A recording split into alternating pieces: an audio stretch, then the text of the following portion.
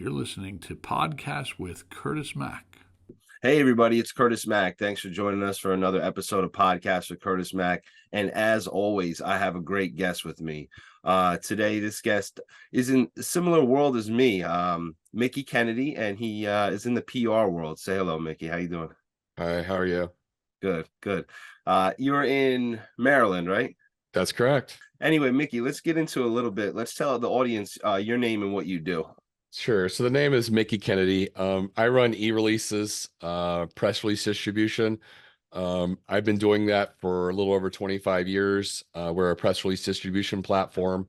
I help people go out over the wire without having to pay the exorbitant newswire fees. We sort of act as a co-op for small businesses and negotiated lower rates. So we're about a third of the cost of going directly to the newswire. And we go out nationally, helping small businesses generate media pickup, earned media when they get into the likes of New York Times or Washington Post or trade publications, magazines, TV, and radio. I love that, Mickie. It's usually more trustworthy, I would say, sometimes than in an ad, right? Right, absolutely. Yeah, the PR thing is pretty neat. And that's where you get the opportunity to get the media out there for the people and you package it, you know?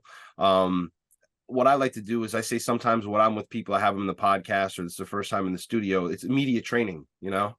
You're acclimating them to the media because at one point or another, they're going to have to speak to the media. So it's a good service that you're offering out there. How long have you been doing this, Mickie? A little over 25 years. The thing that's so cool about earned media is people's advertising blinders don't pop up. So That's what I think I was getting at.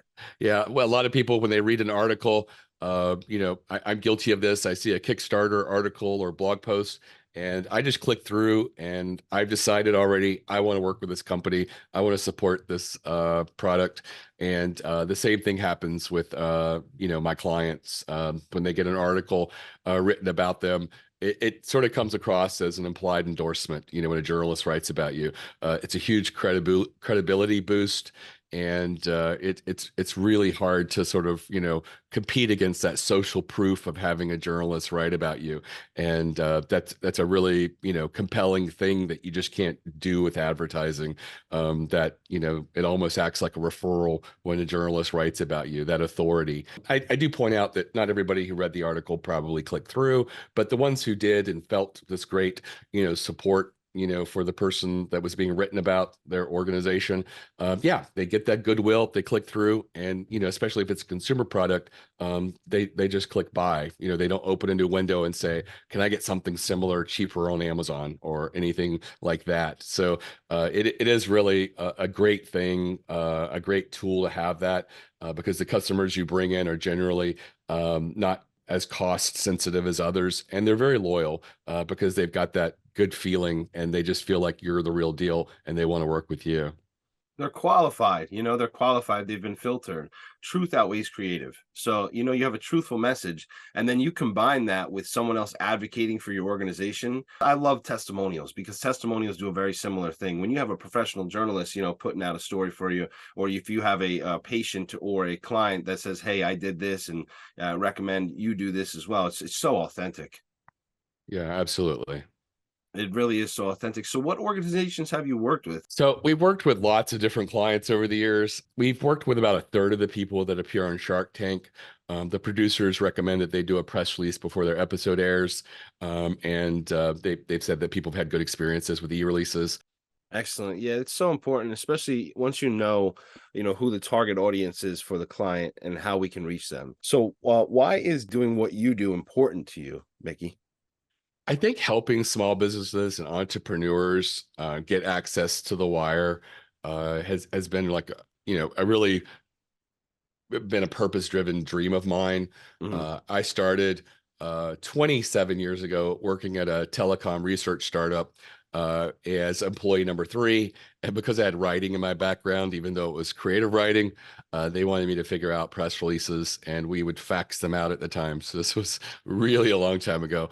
And I got really good at it. And I just found that, getting using press releases to get to the media can really be like a huge leverage opportunity. You can take one message, hit send, and all of a sudden you could have dozens of people writing about you, or just 2 or 3 people writing about you.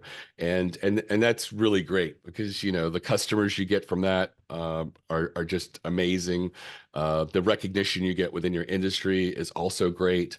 It really is a very powerful thing. And just to show you the power of a newswire, I have a case study on my website for the Dining Bond Initiative, which was a very short-lived project to help restaurants that were closed during the pandemic. And each one of these articles are uniquely written by a journalist. They're not the press release replicated on a website. We call that syndication in the marketplace. You'd be surprised. People are surprised of the outcome of situations when money isn't involved. When it's like Right. the egos are out, nobody's getting paid. Okay, let's just do this project and see how it works. And sometimes those are the best projects.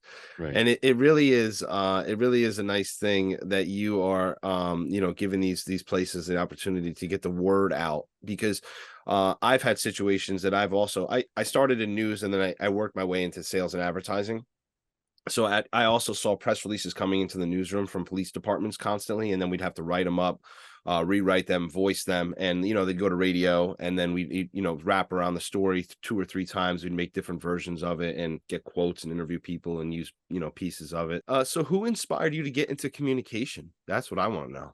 I just fell into it. I graduated with a creative writing degree over 26 years ago. I specialized in creative writing with an emphasis in poetry. And I was just going to wait tables and write poetry and live a bohemian life.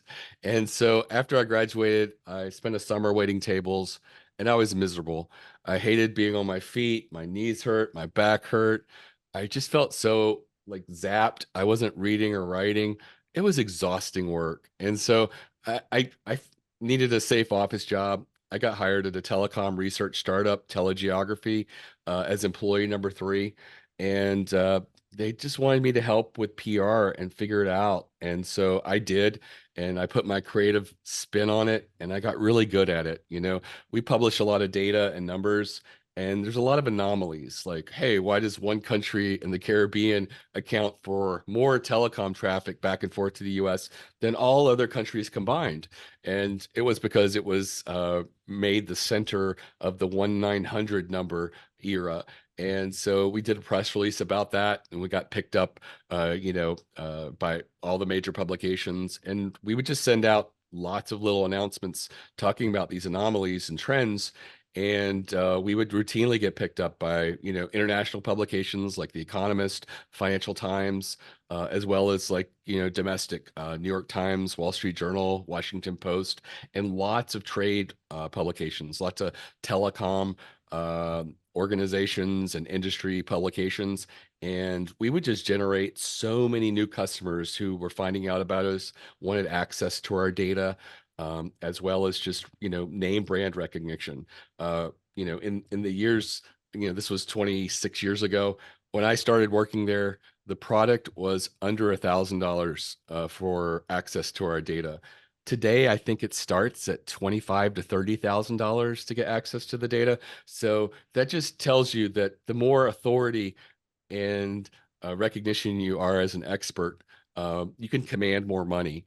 And I think that, your brand and your reputation with the media is really one of those great things that can distinguish you from anybody else, because lots of people could compete on advertising and even features. But if you've been recognized again and again and again in your industry by all the major publications, and everyone knows about you and routinely writes about you, that's something that you just can't buy. That expertise, that authority, you are a leader in the industry. You're so right. And that's what the social media, I think, was intended for at first, to become thought leaders.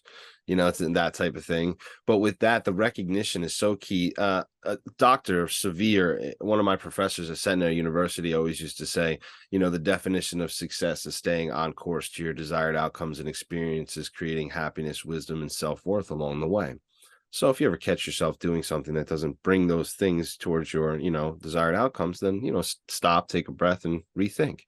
There's also another definition Professor McHugh used to say, and he said success is being well known in multiple industries for different things. Yeah, absolutely. So like I feel like, with yours, that's the kind of like what's going on, because if you can, like you said, you can get lost in that swimming pool of advertising, but if you're getting PR, that recognition out there organically, that's nice. That's nice, Mickie. Have you ever traveled for this position?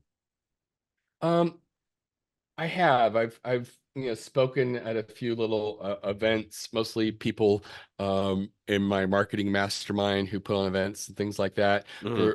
For many years, I've been off and on part of a marketing mastermind with Perry Marshall, and I found it very useful for someone who's not business acumen guy. I'm like I said, I was a poet going into business, so there was a lot about business I didn't know, and because of that marketing mastermind, I found what I needed to know and learned the tools and skill sets that I needed to run a business. Sure. Excellent. Yeah, I was kind of thrown to the wolves. I was just had a boss that did advertising and sales since the 70s. He brought me on one sales call with him, and he's like, all right, that's it. Let's go, generate revenue for the radio station. And I'm like, oh geez. Yeah. So any short-term goals, Mickie? We're migrating some back end of our website to more Mhm. modern frameworks and stuff like that. Stuff that doesn't really affect anything, but Yeah. we can sleep easier at night knowing that we're not on something that's not going to be supported in future years. Um, you I think that is a big thing. And another, short-term goal is just to continue to sort of, educate and get out there about the uh, ability of PR to really help people. So many people, think that PR is just for well-funded people or people who make a lot of money or large companies. And the truth is, the media doesn't like covering Google and Microsoft. They have to, Mhm. but they get more recognition from their audience when they curate and put the spotlight on an unknown company that has a product or solution that they've never heard of. And Highlighting so, hidden talent, Mickie. Highlighting hidden talent, whatever you want to define talent as at that point. But you're right. You're right. right. So, and for that reason, a lot of small businesses, mom and pops, people like that, are exactly what journalists are looking for. So don't feel that, don't let this imposter syndrome prevent you from going out there and sort of, getting some media attention, feeling like you can't do it, you don't matter, Sure. because I'm telling you that you do, and it's not as difficult to get media attention as you think. Your size can be an advantage when it comes to getting media. That's right. I always tell clients, tell your story before somebody else does. Yeah. What about long-term goals, Mickie? I think a long-term goal is, to put more education in place for my clients, and so I feel like education is so important because the types of releases that you do could be really meaningful. There are releases that get media pickup, and if you Sure. focus on those, you're more likely to get that media pickup. Have you ever received any recognition for your work? Any rewards or any awards or anything like that? Yeah, there's several websites that have recognized us over the years. We're PR Newswire's oldest and largest reseller partner. We generally do about 10,000 releases a year. And then any final thoughts, Mickie? I think that PR works really well. And now any shout outs out there? Family, friends, clients? To my children, Mira and Rowan, to all my clients, I look forward to serving you another great year. How can you be reached? Sure. So my website's ereleases.com. All my social media is on the lower right. Excellent. So you've been listening to Podcasts with Curtis Mack. I am the host, Curtis Mack, and today we spoke with Mickie Kennedy from eReleases. Thanks, Mickie. Sure. You're listening to Podcast with Curtis Mack.